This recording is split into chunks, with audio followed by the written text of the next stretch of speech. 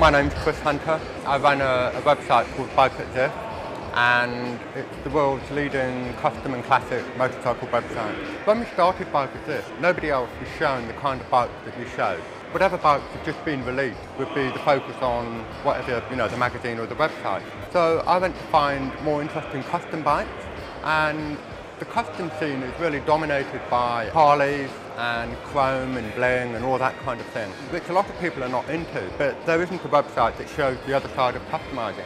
And there are a lot of amazing custom builders out there. So that was the starting point really, to create a showcase for these guys building amazing bikes. I wasn't writing specifically for an Australian audience. It was just a global audience, and so Google picked it up. It's about 3 years old now, and it gets about 1.4 million page views a month. I'm really proud of the way Exif has become a showcase for custom builders. It's an outlet for some really talented guys to show off their work to an audience that really appreciates it. It's when I get an email from somebody who has never ridden before, usually a guy in his 20s or something, and they've been looking at the bikes and they fall in love with that type of motorcycle and decide to go out and get one and learn to ride and become a motorcyclist themselves. And when you get people changing and doing stuff like that, that's really satisfying. We live in a very regulated age. Everything's very safe, and there aren't very many pleasures kind of left that are a bit risky, and that for me is part of the appeal of motorcycles. The other thing I really like about motorbikes is you see the engineering on show. Older bikes and custom bikes, you can see the engine, you can see the battery and the electrics, and that's part of the appeal for me. You can see the bits that are working.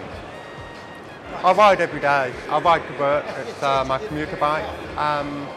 Maybe every 2 or 3 weeks I might go for a ride up the old Pacific Highway. And then once or twice a year I'll do a big road trip with a mate, which might be 2,500 to 3,000 kilometres. My own bike is a Moto Guzzi. It's about 3 years old. It's a V7 Classic. I wanted something that I could commute with, but at the same time I could do a 2,500 kilometre road trip on. Usually older family members who think, oh my God, riding motorcycles is so dangerous, and you're a father of 3, and how can you do this, and you're going to get killed tomorrow, that kind of thing. And then you get the other group of people who mostly used to ride themselves, maybe in their 20s, and then they got a job, had a wife and kids and so on, and they don't ride anymore. And these people tend to be quite envious, really, and you can see them starting to think about getting back into riding.